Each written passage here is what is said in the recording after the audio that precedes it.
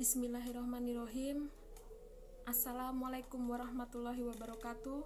Alhamdulillahirabbil alamin. Wassalamu ala asrofil anbiya'i wal mursalin wa ala alihi washabihi ajmain. Amma ba'du.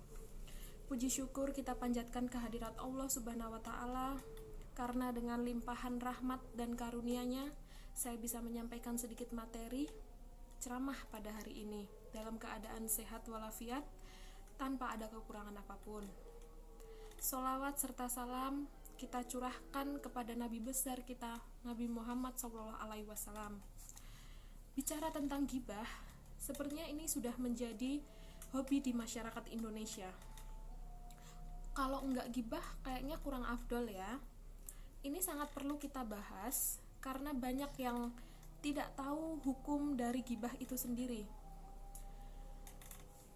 Maka ceramah saya hari ini akan mengangkat tema ghibah yang sudah menjadi budaya yang tanpa sadar kita lakukan dalam kehidupan sehari-hari. Bergunjing atau bergosip ini sangat mudah dilakukan, tapi dosanya naudzubillahi min dzalik. Membicarakan aib atau keburukan orang lain sudah bukan hal tabu di zaman sekarang. Padahal walaupun yang dibicarakan sesuai fakta ya, atau kenyataan, itu tetap perbuatan yang zolim. Sudah jelas itu perbuatan yang sangat tercela. Contoh nih, ada tetangga yang beli mobil baru, terus tetangga pada ngumpul ngomongin, langsung pada ngomongin, si B mobilnya baru, padahal usahanya lagi gak bagus, katanya pinjem di bank, kok berani usaha seret pinjem uang ratusan juta buat beli mobil di bank?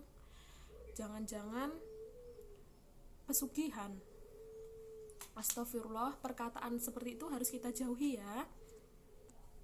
Seperti yang tertulis di surat Hujurat ayat 12. Ya ayyuhallazina amanustanibu kasiram minazzani innaba dazzani ismu wala tajassasu wala ya'tab ba'dukum ba'da ayyuhibbu ahadukum ayyakula lahma ahihi maitan faqarihtumuh wattahullah innallaha tawwabur rahim.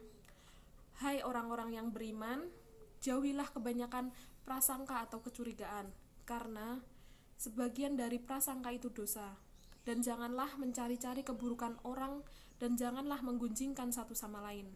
Adakah seorang di antara kamu yang suka memakan daging saudaranya yang sudah mati?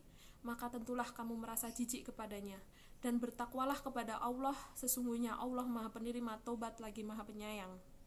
Itu yang tertulis dalam surat Hujurat ayat 12. Kita sebagai umat muslim jangan sampai menyebarkan keburukan atau kejelekan sesama muslim, apalagi membuat orang itu merasa malu. Contoh yang lebih gampangnya, kemarin saya nginep di rumah si A. Rumahnya kotor banget, kayak gak dibersihin bertahun-tahun, kasurnya juga bau. Wahai umat muslim, siapapun yang melakukan perilaku ghibah, dia pasti akan mendapatkan ganjaran di akhirat, karena sesungguhnya perilaku ghibah sangat dilaknat oleh Allah Subhanahu wa taala.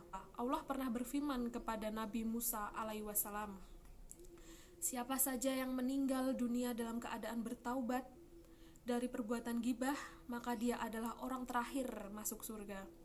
Dan siapa saja yang meninggal dalam keadaan terbiasa berbuat ghibah, maka dia adalah orang yang paling awal masuk neraka.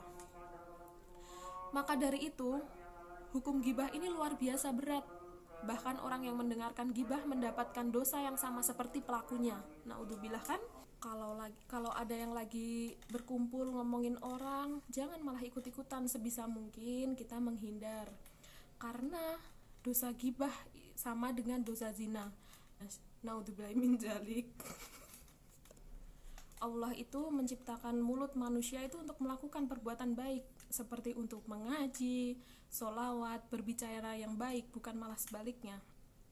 Dari gibah kita bisa merusak persaudaraan dan hilangnya kepercayaan orang lain terhadap kita. Allah berfirman dalam surat An-Nur ayat 19. Innallazina yahibbuna antashi alfa isyatu fil lazina amanu lahum azabun alimun fit dunya wal akhirah wallahu ya'lamu wa antum la ta'lamun.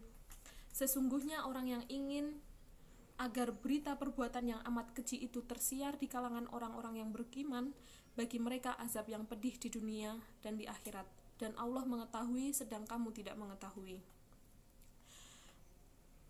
Maka kesimpulan dari ceramah saya adalah, mari bersama-sama kita mengingatkan kepada saudara kita untuk menjauhi perilaku yang dilaknat Allah ini, baik lisan maupun tulisan. Hadirin sekalian, hendaknya kita sesama muslim saling mengasihi dan menanamkan sifat toleransi, menghargai satu sama lain. Kalau kita tahu keburukan orang tersebut, cukup diingatkan, jangan malah disebarkan, karena kelak di akhirat kalian yang suka melakukan perbuatan gibah akan dimintai pertanggungjawaban di hadapan Allah oleh orang yang digibahinya. Amal kebaikannya juga akan dibayarkan kepada orang-orang yang pernah dizoliminya. Saya rasa cukup sekian pembahasan kita hari ini tentang gibah. Semoga kita diberi kesehatan dan dilimpahkan rezeki yang berlipat, dijauhi dari perbuatan yang dibenci oleh Allah. Sekian dari saya.